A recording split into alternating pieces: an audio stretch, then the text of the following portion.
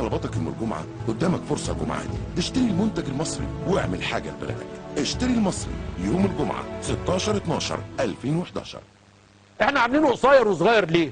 علشان لما حضراتكم تشيروه او تفيسوه او توتوتوه او تبقموه او تمسجوه ما يبقاش لوده كبير.